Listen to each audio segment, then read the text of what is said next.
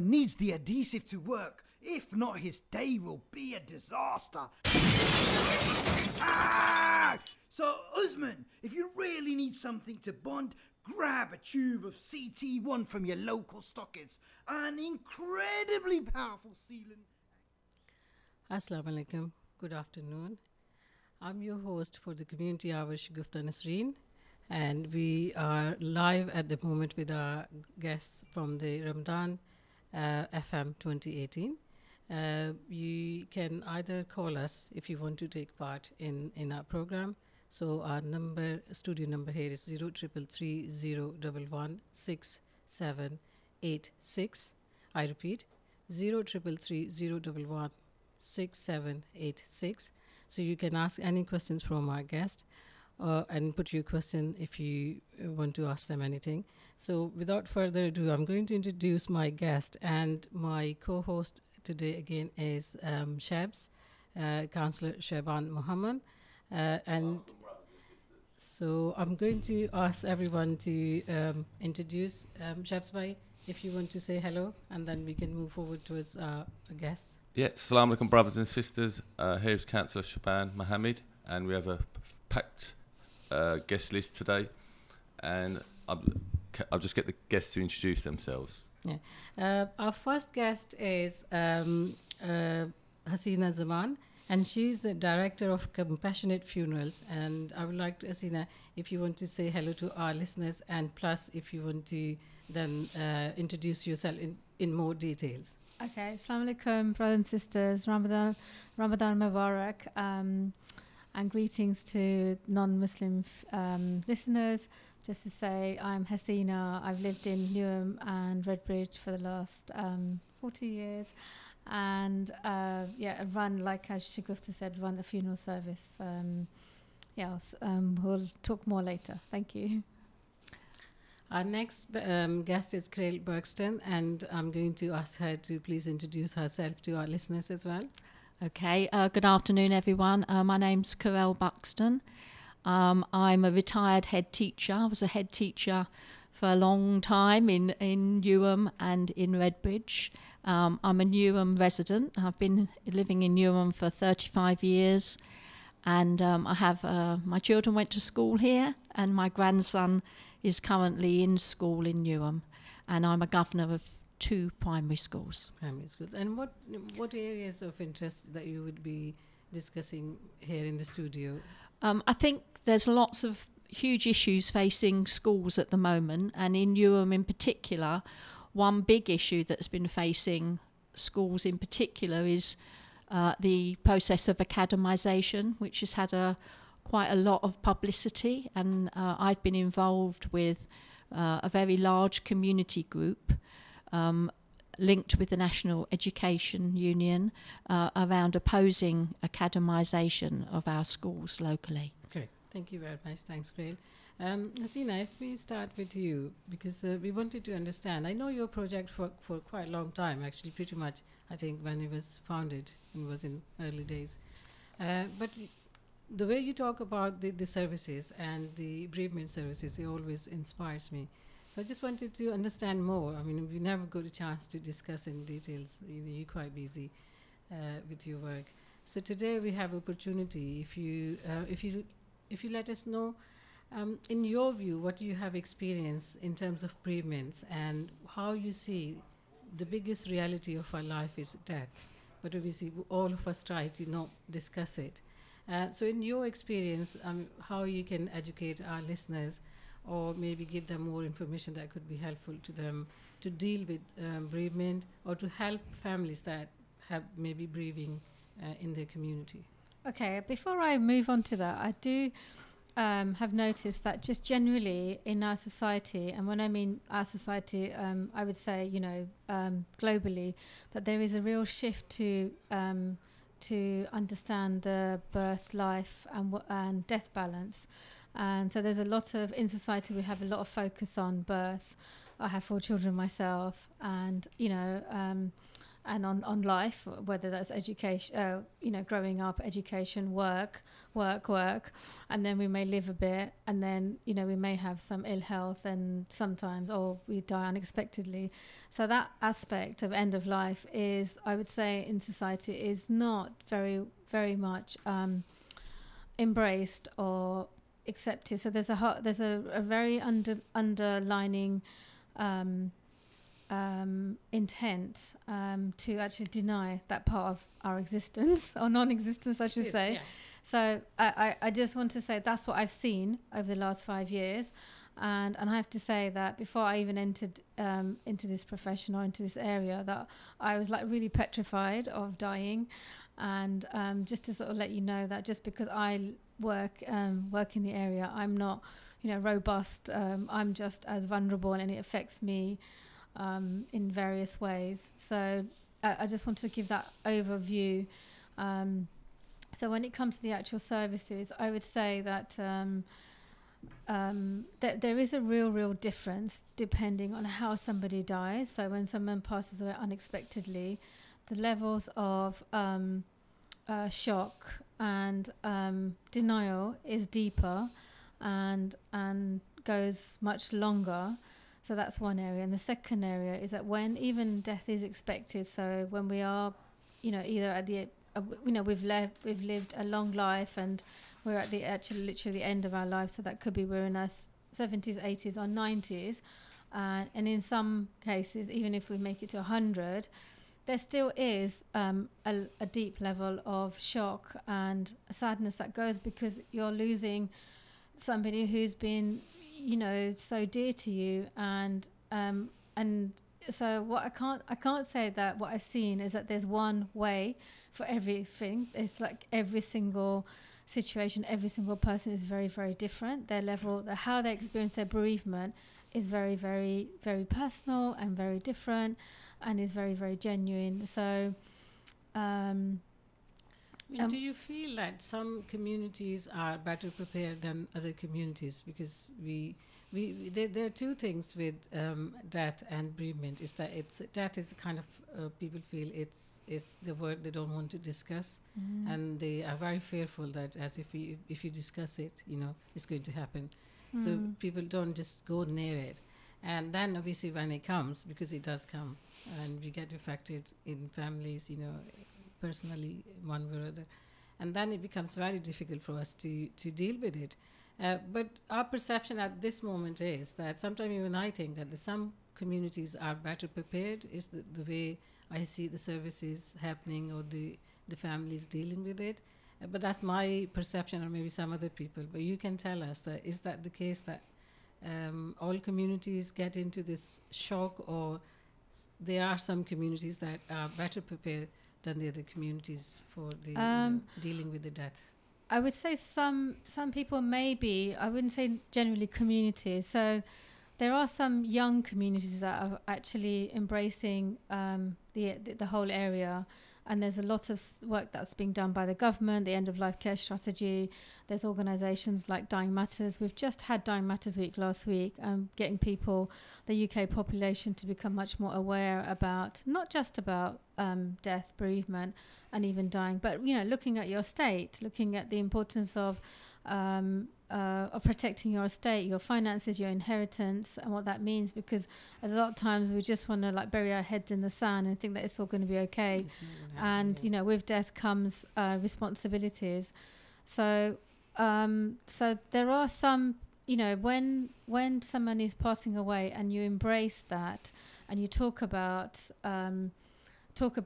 with the person who's passing away, and vice versa, those conversations are held, then there seems to be, so in the grief cycle, the last part of the cycle is acceptance. So maybe at times people can get to that particular, around that cycle much more faster, and not stay in the state of denial or depression or anger. And so they come into the role of acceptance. They may sway in and out of the other experience of different emotional states, but in terms of accepting that person's, because they've said their final goodbyes, they've had, it's called, you know, what, I don't know if you've heard, but there's a whole movement towards how to create a good death, and that's partly about leaving with your matters intact. Steve Jobs said that when he found out that he had cancer, and his doctors told him, get your affairs in order. And that really just doesn't mean like financial, it also means your relationships that you have, and really to help just to make sure that if you have got not good relationships with people, to, you know, similar to going to Hajj. When we go to Hajj, one of the actions that we're told to do is actually go and say sorry to everybody, even if you're not, you haven't done anything to anybody, but you just say it because you just don't know how far your sorry, your forgiveness is going to go. So it's the same thing. So when you're departing from the earth, it's really about saying, actually, you know, I'm going, you know, in my best possible way, and that's not always possible for everybody. That doesn't. That does. Death is not, and sometimes the circumstances don't allow.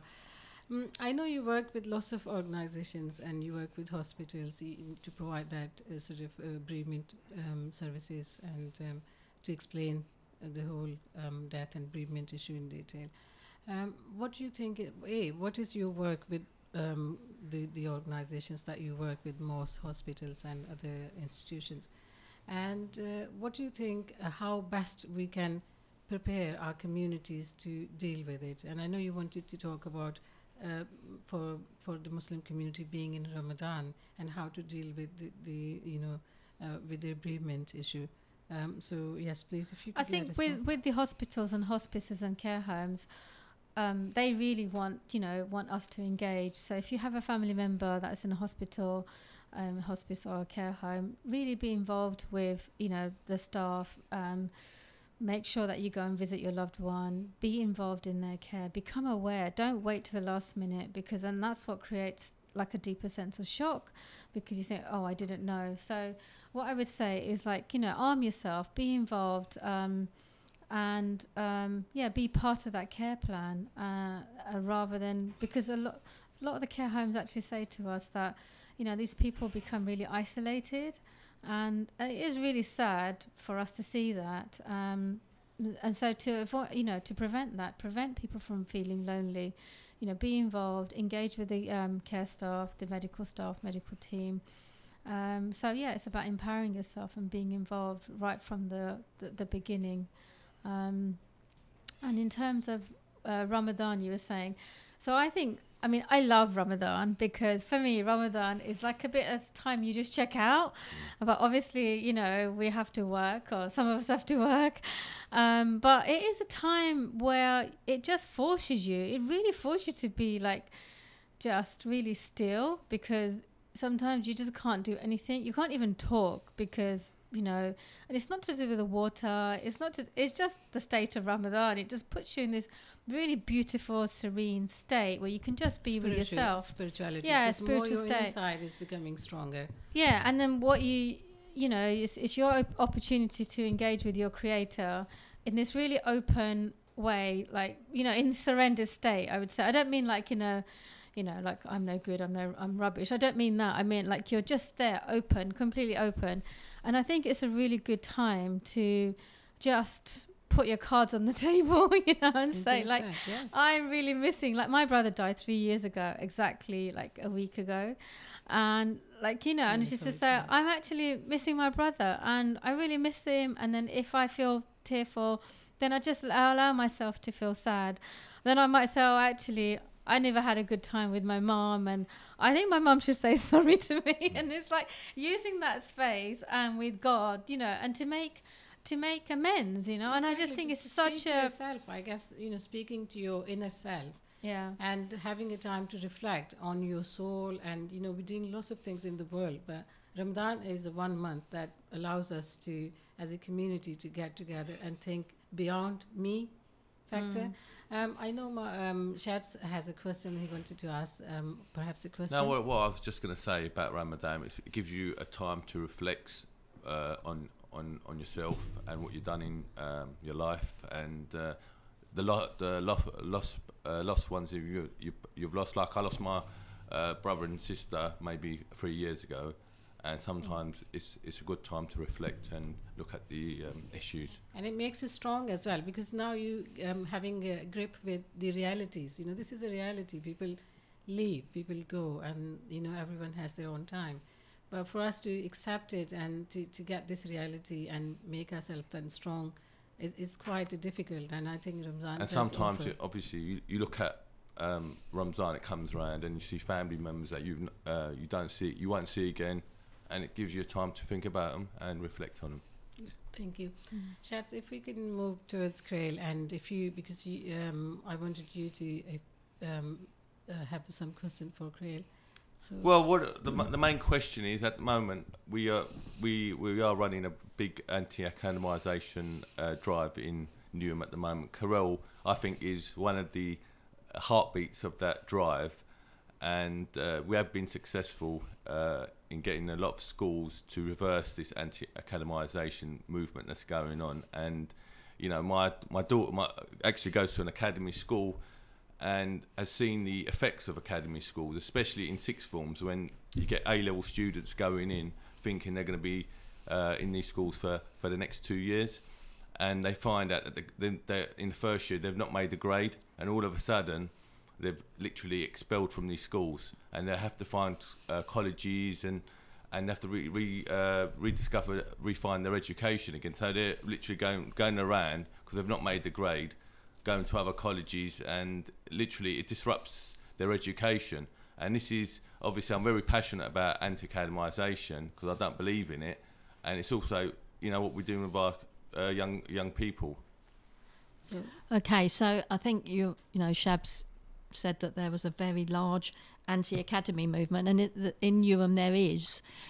We have a Facebook page, anybody can check it out and like us and share our posts. It's Newham Anti-Academies, so please participate. I think we've got about 200 members, but we'd really like 2,000 members. At the moment we've got at least 100 active members, but for a community campaign that's quite a large campaign. nice. Newham's always done very well with its schools. Newham schools in the past 10 years or so have had high levels of achievement. They've also had lots of money pumped into them, and things have changed over the last couple of years. So approximately 18 months ago, it was clear that the local authority was being staffed with resources by central government. And they had to deal with that situation. It's a situation that faces all councils. And by 2020, I believe that councils will not get any money from central government. So different local authorities had different ways of dealing with it. In Newham, it appeared that groups of schools had got together and had formed multi-academy trusts. And they are academies, and it seemed that some key, strong individual head teachers who were very successful and I think were very, very good at their job were able to form a multi-academy trust where they became the chief executive. The word chief executive always worries me, because we're qualified as teachers and we become head teachers, and to become a chief executive is more a link to businesses, and that was a concern. So academisation basically is privatisation. It's the privatisation of our schools. We lose our schools from the local community when they academise. It's not a straightforward privatisation in that it's sold to, I don't know, Google or some other business, but it's privatisation by the back door. And I think that was the concern that parents had. Yes. And one of the big issues was Avenue School. Yes. And like I said, these sort of these schools, everything's done through the back door. And let me give you an example. As you know, Jeremy Corbyn highlighted this fact that he got a school teacher wrote to him and asked him, "I need a desk for my desk is broken." He goes, this is a very odd request. Why is someone asking me about a desk? All of a sudden, he found out that this school was an academy, and the school had actually gone over budget. So if a teacher's got a broken desk, because they've gone over budget, they can't provide facilities. Yeah. So this is one classic example of what an academy is. It's just a business, and at, you know, you have make budgets up and for the budgets. Yeah. Also, Because- I mean, yes. in fact, my oldest daughter's just gone into teaching, and I have got a background in teaching. And from what I am hearing is that a lot of people teach it, you know, from a teaching point of view. So people are coming into the into education, and they're getting burnt out really fast, especially in academies, because they're just like pumping them through, putting them under huge amounts of working hour conditions where they're having to work, like, you know, I don't know how many hours, but where, you know, there's not very much. I mean, already the teachers, they work really long hours. You know? They are pressurized. So in terms of staying in a profession, that's really, really unhealthy for the education sector. So, you know, and the good teachers are leaving. They leave we because will they lose would the good teachers, you know. Yeah, It's and then very there's difficult that to- level of inconsistency relationship with the students, because we know that as part of education that you do well when you have good teachers that have good relationship, and knowing the students really well at their at the academic level and their personal. I mean, the state school. We actually these are the few kind of jewels in our crown in Britain, was that we had NHS, we had state schools. Yes. You know, we had the social security system. So this was keeping us, you know, we're very proud of these things when we go abroad and we talk about these things. Okay, my question is, because I know a little bit about the issue, I wanted to ask you a very hard question. When people talk about the schools and the heads and other people who want to go towards the academization, they talk about the budget. And the biggest thing was that if we don't become academy, we will not sustain the school and the money will not be there. So can you please, because I just wanted to have more insight into this, and this is a big scare for me, even as a parent governor. I get quite wary of this question, because I don't know where the reality kind of sits. So can you please, if you can give me a little bit more information onto it? Yes, certainly. I mean, there's no guarantee that if your school becomes an academy that you'll get extra funding. In fact, there's quite a lot of evidence now that's accumulating that the opposite is the case. If you become an academy, say your school where your children go to, they joined with 6 other schools in a multi-academy trust, you have to pay money, a certain amount of your budget, into that multi-academy trust to be a member of it. So what we did in Redbridge, when I was a head teacher there, I left a couple of years ago, but I was a head teacher there for 13 years, and we developed a very different model to the one that Newham have developed. What we did, we set up a partnership of schools. It started off quite small, but grew from about 10 schools to every school in the local authority virtually. I think there's only one school that doesn't participate. And we used that model of partnership for bargaining power. And we were able to save very large amounts of money. So, for example, all schools have to have insurances, making sure that, you know, if you go on school trips, if anything happens, you lost your handbag or a child had an accident, that everybody's covered. And so we negotiated our own procurement on insurance, and we saved literally tens of thousands of pounds. For the larger secondary school, it was £40,000-50,000 what we were able to save.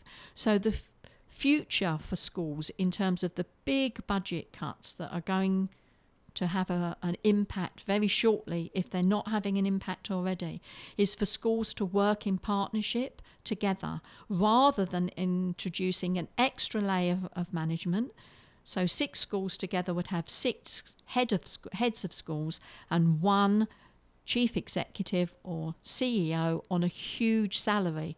We're talking about people earning hundreds of thousands of pounds, and that's where the money goes, and that's wrong.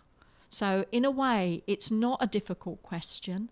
It's an easy question because there's no evidence that academisation raises standards, and there's certainly no evidence that you get more money. So that brings to another question that our parents in our community don't actually know, because lots of that academization work was done quite through the back door, as Yes. Shab's already mentioned. And parents are quite confused. They don't know the nitty-gritty of school and academization. All they know that there will be school and children will be going to school.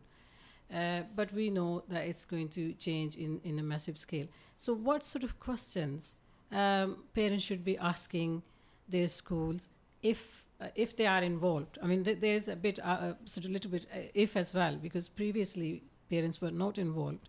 But now I think since we had a bit of political change in Newham, there's a shift, and they are sort of pushed to engage and involve parents and other stakeholders as well. So what would you tell our parents or the community that what question they should be asking the head teachers or the other people who might be talking to them about academizing their school? Well, I think the first thing is that parents need to get together. Parents need to communicate with each other. They need to communicate with the teachers. And so you need to start forming, even if it's 2 or 3 people together, to start forming a parents group to ask the right questions of the head teacher and of the governing body. And the questions will be, why? What is the rationale for having an academy in this school? Sometimes they will talk about funding. That's often the fallback position, and that can be challenged. But also they will sometimes say it's because we have difficulties within the school around recruitment of teachers, or the standards are not quite high enough. That certainly was the rationale at the school that Shabs mentioned, at Avenue Primary in Manor Park. And we were able to prove in that situation that academisation will not raise attainment in the school. What raises attainment in the school is good teachers working in a team. So the questions must be around what is the rationale for you wanting an academy in this school, and then to investigate that, and then to work alongside the teachers in the school, because I'll tell you quite clearly, teachers in schools do not want academy. I think it's already been mentioned that if your child's in an academy school, they're likely to have a huge turnover of teachers because teachers are burned out. They're not paid as well. They're overworked. And academies set their own pay and conditions. So, and they're often quite punitive. So there's lots of evidence there that parents can access through the Newham Anti-Academies campaign. They will get a huge amount of support. So the campaign is called Newham Anti-Academy Campaign, and Yes. you have a Facebook page. We do. And people who are concerned and want to know more information about the academization or, pros and cons of having academies should go to your page and maybe become sort of, take part in your regular discussions there. Yes, if anyone's got any questions or any concerns about any schools, whether it's in Newham or outside of Newham, if they post something on our Facebook page, that will be answered.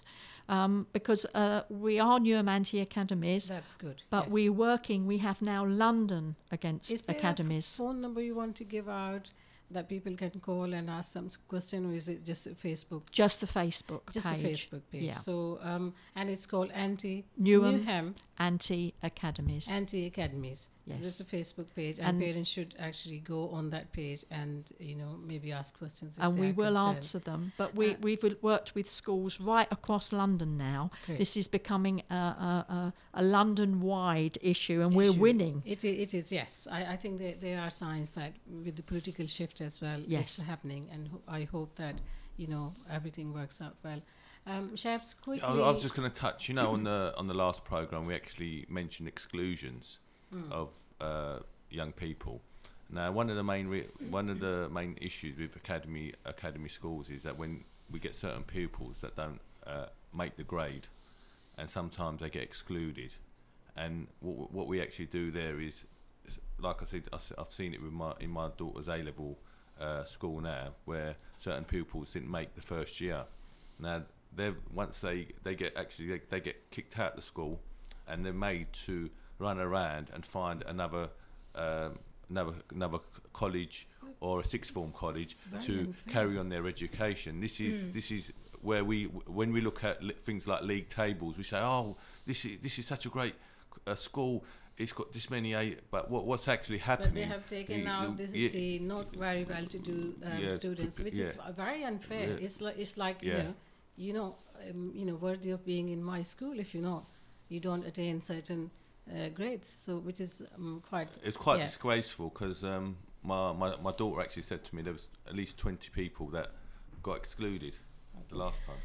Thank you, chaps. And with this, we have to go on break, and we have to invite our other guests. But before we go on the break, I want to say a big thank you to Hasina Zaman for giving us insight into bereavement and compassionate funerals as well, and what she does for the community, because it's not just that she runs that service. I know she does much more than that. She goes out in the community and she talks about this very personal and very difficult issue. It's a very personal and very difficult for lots of people, and often we spend our lives just thinking about it and never get a chance to speak out. So thank you very much for coming to our studios today, and thank Crail. I mean, this is a burning question. Every parent in the borough is quite concerned at this moment with the academizations question, and with your help and your information, I'm sure lots of parents would be able to go onto your page and ask the questions, or maybe part of that movement, and perhaps save our schools from becoming academies. And thank you very much once again to coming to Ramadan FM 2018, and thank you very much. Thank you. Reliance Solicitors, where every client matters. Britain Solicitors in East Ham, the name you can trust. We provide services in immigration, family law, landlord and tenant matters, commercial leases and civil litigation. We also deal in personal injury claims and road traffic accidents. Call us on 0203 475 7845 or visit us at 62 Barking Road, East Ham, E6 3BP. Ramadan FM 2018. The voice of British Muslims. Atlantic Distributions. Whether it is frozen fish, marinated Lahori masala fish, or lamb offals, we have them available at very competitive prices. We are wholesale suppliers to restaurants, butchers and caterers. Visit us at 51 to 53 Upton Lane, London, E7 9PA. Contact us on 07415 474 185. Usman needs the adhesive to work. If not, his day will be a disaster. So, Usman, if you really need something to bond, grab a tube of CT1 from your local stockist. An incredibly powerful sealant and construction adhesive that's fast, flexible and strong. It can be used anywhere, even underwater. For more info, ct1limited.com, or follow us on Facebook, or ring us on 0208 555 1448. In an age of technological advancement, mass communication and social media, having the right website and app can be the difference that your business needs. AppSite Tech are here to take your business to the next level. No matter how simple or how sophisticated your requirements are, our technicians will work with you to create a bespoke website and app for your organisation. Call us now on 07538 8081212 or visit appsitetech.co.uk and book your free consultation now. Amigos, the signature name when it comes to burgers and shakes. Our succulent burgers are prepared in front of you while you wait. Whether you go for the 6-ounce Mexican or the 10-ounce Texan, or you decide to go for a messy fries or buffalo wings, one thing you're guaranteed is quality. We've also got a range of desserts including our trademark shakes in all your favourite flavours. We're based at 400 Cranbrook Road in Gants Hill, so come down to dine in or order in on Uber Eats or Just Eat. Amigos, hats off to great burgers. Ramadan FM 2018. The voice of British Muslims. Hey, ਤੈਨੂੰ 20 ਵਾਰੀ ਆ ਕੇ ਤੇ cricket ਨਾ ਖੇਲਿਆ ਕਰ ਤੂੰ ਫਿਰ window ਪੰਚ ਹੋ ਰਹੀ ਹੈ Don't worry dad, our windows need changing anyway. ਹਾਂ ਤੇ ਪੈਸੇ ਤੂੰ ਦੇਸੇ ਨਾ Nah, don't worry dad, UK Windows will sort it out. UK window ਉਹ ਕੌਣ ਹਨ They're the best double glazing company about. They do windows, patios, French doors, sliding doors, UPVC, aluminium, you name it, they've got it. We can go see them at 51 to 53 Upton Lane, Forest Gate E79PA, or call them at 07984 440 093 or visit ukwindowslondon.co.uk. ਵਾਹ ਜੀ ਵਾਹ ਇਹ ਤਾਂ ਕਮਾਲ ਹੈ ਯਾਰ UK Windows Zindabad! Thinking about selling or letting your home? With Maxwell Estates, you don't need to look any further. Well established with over 15 years of experience, Maxwell Estates are specialists in residential sales and lettings. We manage over 200 properties in and around northwest London, keeping our landlords and tenants updated with all the latest laws and legislations. Based in Edgware, our experienced specialist negotiators always ensure we maximise the full potential of your property. Call us now on 020. Welcome back to our studios. I'm your host Shugufta Nasreen with my co-host Shehban Muhammad, Councillor Shehban Muhammad. And we are live from Ramadan FM 2018. Thank you very much for staying with us and listening to all our lovely guests that had a very experience in their own fields. Now we're going to have our next guest online, and it is Mr.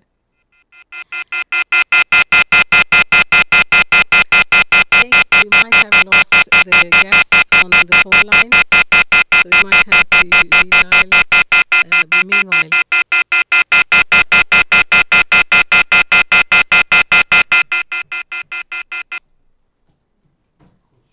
it call dropped, hasn't it?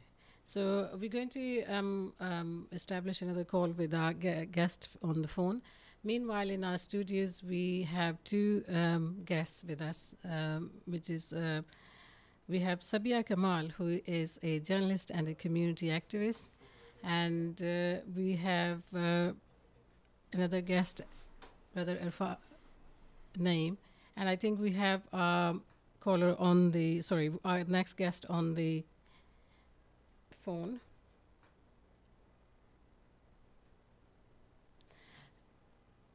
Good afternoon. Good afternoon, Mr. Atal-Haq. Hanji, good afternoon. Hope you're well. Good afternoon, Mr. Atal-Haq. Can you hear me? Yes, I can hear you. Hope you're well. Welcome to our studios. You are live on with Ramadan FM 2018, and we welcome you here. Thank you. Thank you so much. And I can't hear you properly. I just want to ask you if you can speak maybe a bit louder. Yes, hi. Can you hear me now? I can hear you, yes. Okay, I can hear you, but it's a slightly quieter sound. Okay. My apology. Atal-Haq is a journalist, chief editor of Daily UK Times London, CEO of Samara Production, and he is the chairman of Pakistan Achievement Awards. Atal, you can fill us up because you do quite a lot in our community, which we are very proud of you. Because thank you so much. With the community, some is known, some is unknown. So I would really ask you to, if you could let us know that why did you decided to start events like Pakistan Achievement Awards or other Asian Food Awards that you are now hosting? Thank you so much, first of all, for giving me this opportunity. And you guys are doing amazing job, and actually you guys are serving like community with the right way. Asian Food Industry Award, everyone knows Asian food industry is doing a lot in British economy, and we should get some appreciation, and especially after the Brexit, we should promote all the Asian restaurants and staff wise, and we should support our back home countries. So that's why we are doing Asian Food Award every year now, and we are bringing on 31st of July in London, and plus obviously Pakistan Achievement Award we've been doing from last 10 years. The next one is coming in Wembley Arena for 10,000 people in December. and What was and we are doing. behind the Pakistan Achievement Award? Because this is something Actually, I really find very yeah, interesting. Yeah, that's fine. There are so many communities, there are so many colors, flags. They are doing. They've been doing their awards. For example, Sri Lankan Achievement Awards, Bengali Achievement Awards, Indian Achievement Awards, Chinese awards, etc., etc. So before 2009, there was no awards, such kind of Pakistan Achievement Award or Pakistani Award. So in 2009, we launched Pakistan Achievement Award, and then community and other local authorities, government really appreciated us and really supported us. So I mean, from 2009 first year, and then we are here in 2018, and this is 10th year now. So it was actually quite hard journey, but we did well, and that's why we are actually promoting all the Pakistani, because we believe if all the countries and all colors are participating in this country's obviously success and economy and in each industry, Pakistanis also have a lot of big stars and big celebrities and hard workers and really role models in this country, like James Khan, like Sarwar Pervez, like you can see our junior foreign minister Lord Tariq Ahmed, Sadiq Khan, Mayor of London. So these kind of people are obviously doing so much for the country and community. Yes. So that's why we've been doing this. Pakistani community is participating in the local community and Asian community overall. Is working really hard to make their marks on the British community. But you're going back to your services to the community in terms of being a journalist or with these awards. What do you think that how our community can go forward? Because even now it is quite hard for our community to find its place. In good light, we still come under pressure quite a lot for doing not so good or where we lack, but where we're doing well, which is we know that our microfinance and the BME communities are putting in, and with the British economy, they have a huge part to play in it.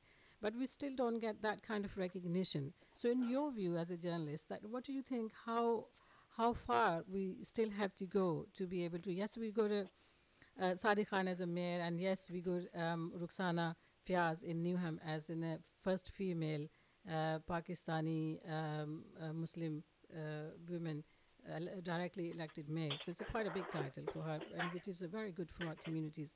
But that's quite, I would say, tokenistic. We still have quite a long way to go. So in your view as a journalist, how long it will take for our communities to get their deserved place in the British community? I 100% totally agree with you. The biggest, before I say anything, this is my opinion, and everyone have right to agree or disagree. So please, if anyone, obviously your listener getting offended, please don't get offended. Obviously, it's my opinion and my experience as well. Obviously, I'm doing events and promoting my country, our culture, Asian culture in this country, and I'm very proud to be Pakistani. I'm very proud to be Asian. I'm very proud to be proud on my culture, and I strongly believe on my religion as well. But unfortunately, I 100% agree with you. You are saying 100% right. The reason, from my opinion, is we are not united and we don't respect each other.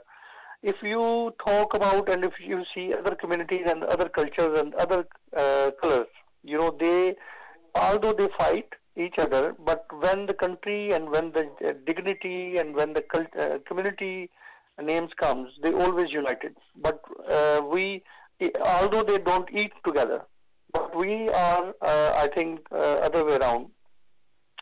We mean that we have to form a unity within our community. So we eat together. Pakistani and the Asian community. We eat together. No. Other communities, I don't no harm to saying this. Other communities doesn't eat together, but they work together for the community and for their color and for their culture and for their country. and for this country as well. And in our community, we eat together, but we don't work together. We don't. But and even if we work, every community is doing the work separately. But if we all get together, like if they now reach out to our community and we reach out to the other communities to form a BAME platform as well, I think that would be a bigger success. But we need to look inward into the Pakistani community and to say, look, no, they have to be united to achieve success in the society. We are not honest with us, first of all, I would say. When we talk about Asian community, obviously this is a bigger picture now. And when we talk about Pakistani community, it's the specific picture, very small picture.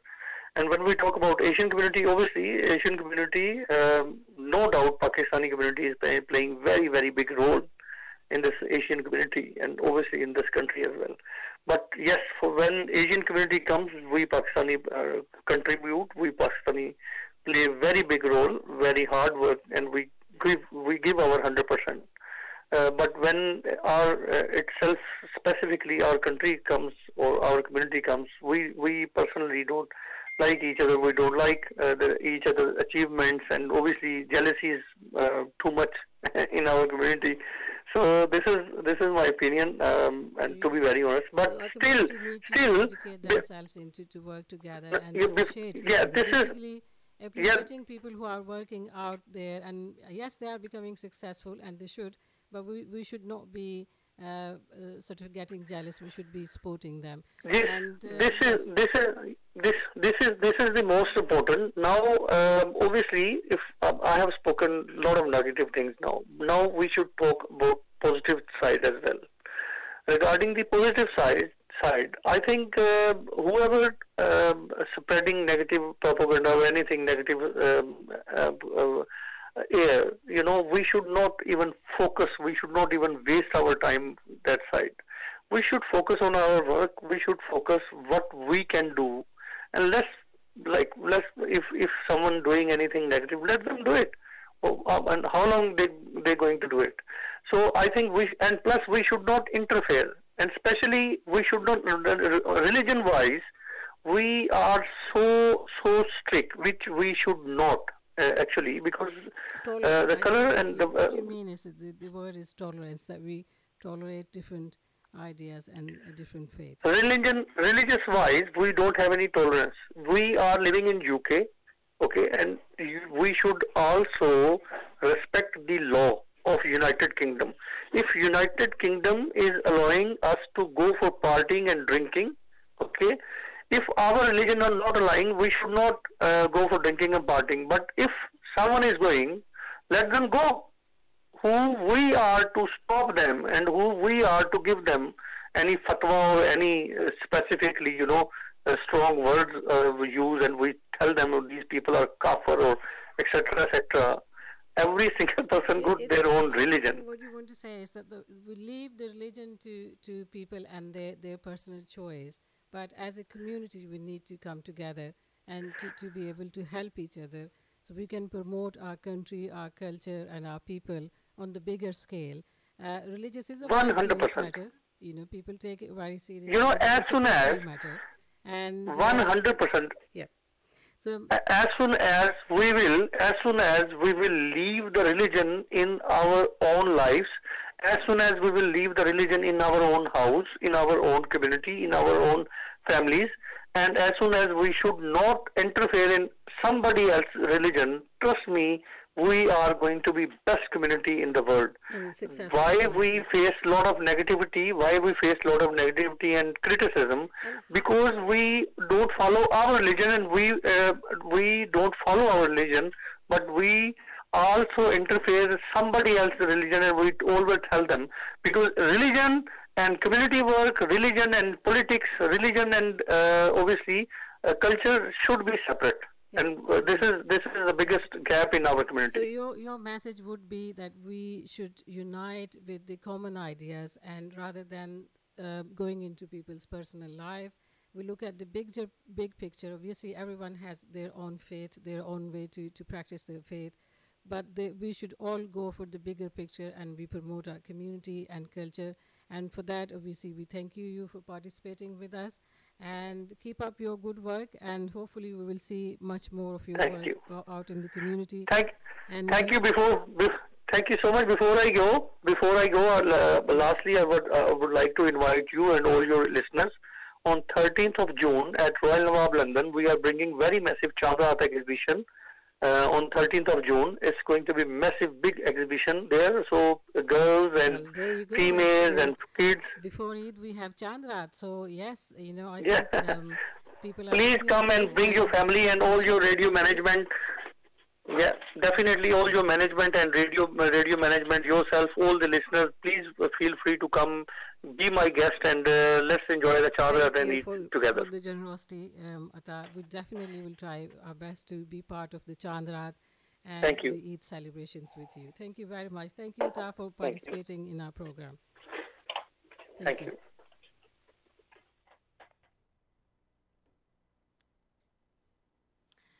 This was our guest, Mr. Ataul Haq, on the phone. I know the sound here in the studios were not very perfect, but hopefully it was okay for our listeners. Now we're coming back to our studios, and we have two wonderful guests with us. We have Sister Sabia Kamal, as I was trying to introduce her before the phone call that we had. And Sister Sabia is a journalist, community activist, and she worked with the international charities, and she runs a sisters forum, and she does so much that I want her to obviously explain what she does. And then we also have our brother Naim with us. Brother Naim but was worked with the police force for a considerable time in the past, and he has such a good experience, and he can explain to us that how he thinks that our community should look after their young and their youth. So, Sister Sabia, coming to you, first and foremost, if you could introduce to our listeners. Thank you, man. Thank you for having me on the show. So, like you said, my name is Sabia Kamali. I have been a community activist nearly 16 years. I have been working in the community. I've been a journalist for Iqra Islam Channel and quite a lot of ethnic TV. I also run a charity by the name of Sisters Forum, and our aim with Sisters Forum is to empower, educate women today. So that's pretty much what I do. And how you think, I mean, I know you touch upon the women issue, but how you think that our women, why our women are still struggling in Britain in this day and age, still to feel empowered or to come forward or to be successful in the society? Well, there isn't any one clear answer, because everyone's different. Everyone has their own different issues. So, I mean, we can't say everyone is because of language barrier or cultural reason or education reason, because everyone has their own reason why they don't come out. That could be due to family pressure, that could be where they are educationally, but however, we've realized that everyone has their own different reasons, and we work individually with overcoming that. So we've introduced language courses for people who have language barriers. We work with families who have cultural reason. We work with mosques where people have religious reason why they hold women back.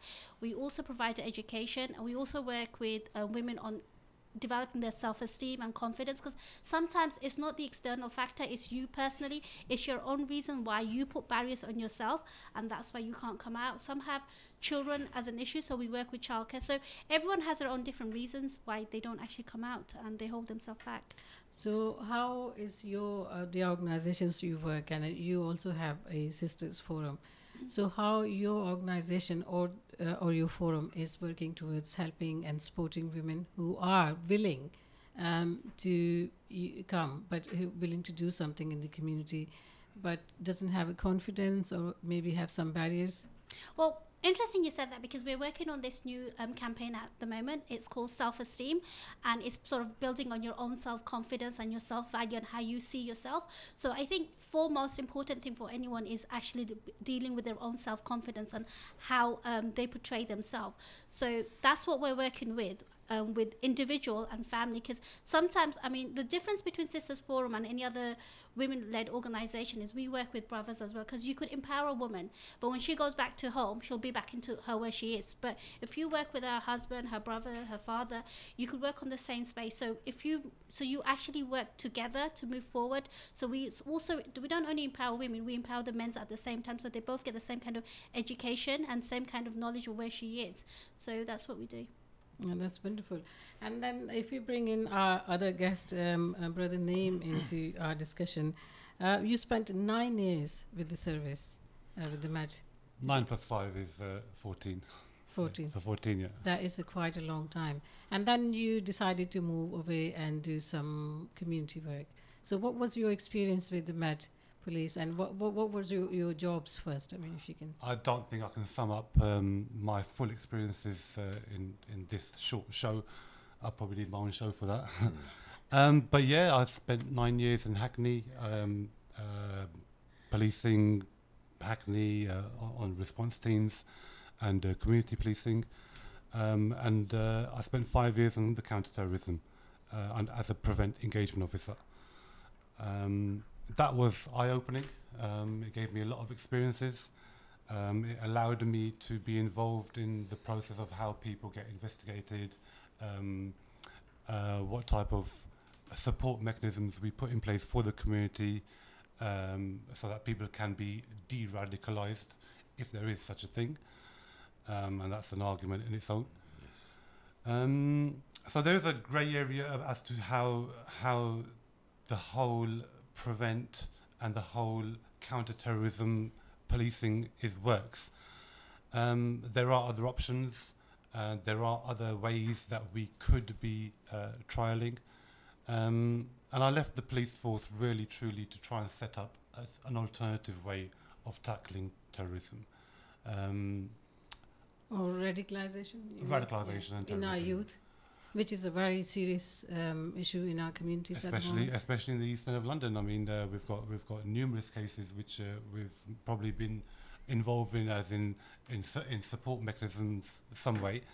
I know I was involved in quite a few cases where we had to put support mechanisms in place. So why, in your view, then, if the Met force is putting in so many resources into the prevent or anti-radicalization services, but it's still not working? I think it's time to address how the actual support mechanisms are put in place. I think the onus should be on the community to take on a larger role as to how we're going to identify people who can fall into the traps of radicalization. And I think more trust should be put into the community to put these support mechanisms in place. So you mean the community need to get together and do something for themselves to be able to... I mean, we had the caller earlier on telling us how the communities communities need to come together. I think that's imperative in the fight for crime. Right. I think if the communities were to come together, we could deal with knife crime. Yeah. We could deal with these acid attacks, which have been blighting our part of London, and ultimately terrorism itself. Yes. Shabs, you want to ask some question from Naeem before I move to... what I was actually going to say is, I was going to talk about gang grooming as well, which is on the rise in Newham, and it's quite worrying because, again, it's our community is not coming together and not addressing the issue, and even in our local mosques, we have a lot of stuff that goes on in the mosques. Our mosques are not open to the community. We need to, as a Muslim community, put ourselves out a bit more and be seen to be doing something. And I don't think we do enough. I know we try to do enough, but I think sometimes it's not reflected in the media. And like I said to you, we just need to reach out to the wider community, and even the non-Muslim community in Newham. We need to actually say the roles we play and what we do in our local mosques. It's never highlighted what we do. Can I bring in Sabia into the discussion that you work a lot with the different communities. You work with the BME communities across the board, but predominantly you work with the Bangladeshi community. I wanted to. Both of the guests have said. Shabs and guests said highlighted the need for the community, our community in whole, to come together to deal with the radicalization issue. What are your views on it, and where you see that we still have a lack of participation from the community? Well, it's not only the community. I think even the local council, local authorities should take into consideration, because youth don't have anything to do after school. There isn't facilities for youth to actually hang out, do stuff. In terms with the mosque needs to play an active role. I mean, we still have places where women are not allowed to go into the mosque. I mean, that's a debate on its own, but mosque shouldn't be only a place where people only go to pray. It should be a hub for people to actually, for kids to be educated. I mean, every time youth nowadays are afraid to go into the mosque because they'll be judged. It should be an open space where people are welcome. Because we were looking to do an event. We can't find a mosque in Newham would cater for an event where we could have brothers and sisters in a halal environment where we could discuss topics and talk about issues. So mosques need to be more open for the youth, for women. Local council need to provide facilities for youth, again, because obviously if they don't have nothing to do, obviously they will go into a street. Parents need to be involved. So I think there has to be a dialogue where we get everybody together and find out where and how we could help. It's not, you can't blame anything on one particular area. I think there is a issue, and I think everyone needs to get involved. Am I right in saying that do you think that communities still have not got serious grip, or they do not understand the risks of the radicalization to their young ones? I think the problem with community is, and I might get myself in trouble by saying this, it's led by a different generation of people. The leaders are there. Everyone's sort of the generation gap, you mean? There's a huge generation gap. Everyone's hogging onto positions. Everyone wants to hog onto title, but no one wants to deal with the actual issue, and that's the problem. That's the problem. I would go as far to say that there's communities within communities. Yes. Which is unfortunate, because communities should be coming and binding together and making one community, and unfortunately you have people from. Well, we need to understand that I would claim that Newham is probably the most diverse place in the world. It is. We are majority minority. Yeah, you'd have to go as far as New York to find somewhere more diverse than Newham. So, this should present ample opportunity for authorities, for people to work together and to make it a very successful place. It's easily done. We just need good counsellors, probably like the person on my left here, who can probably you push have that. one sitting next to you, and who knows, you might have one on the other side. I have to agree with Shabs' point that mosques, you tend to find them closed when they should be open. At times when children need it the most. It's all well and good opening up for salah times and doing your namaz together, but it's the children need it the most, and I think it needs to open its doors to the wider much more. There are a handful of like beacon mosques who do that or offer the services, but not enough. On this, I just want to raise a point, because I heard Sabia and you saying, and the reason I'm going to bring this point in, a very positive point, that I don't feel that so depressed about mosque, because the mosque that I use is very open. Minhajul Quran Mosque, bless them. Events, we did halal brother and sister events, so you are more than welcome, Sabia. I'm sure Minhaj team will welcome you. And they open their door. Mosque is open most nights, evening times, New Year evening, and they do so many programs that a big number of youth is involved. The girls and boys, they are involved with the programs for the religious activities and the social activities. It's not just, we do even sports events inside the mosque.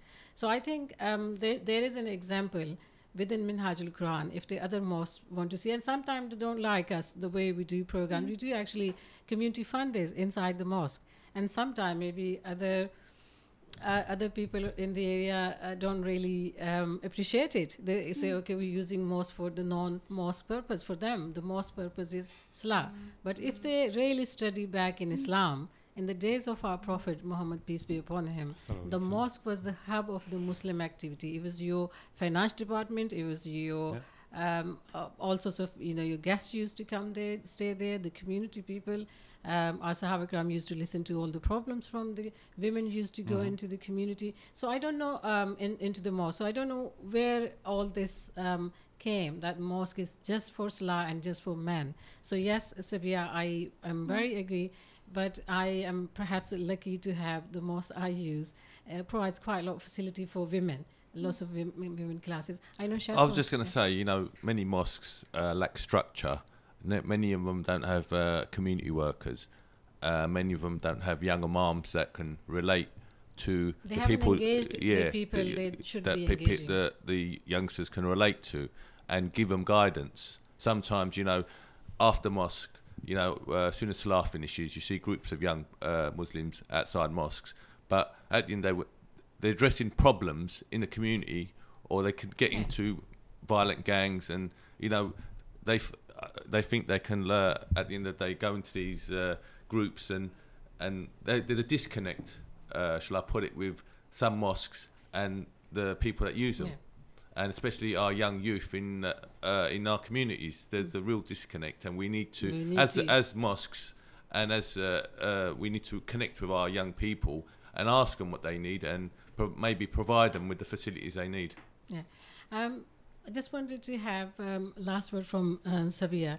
I know it is easy said than done, that we need to engage the community, we need to involve the community, we need to involve women into society.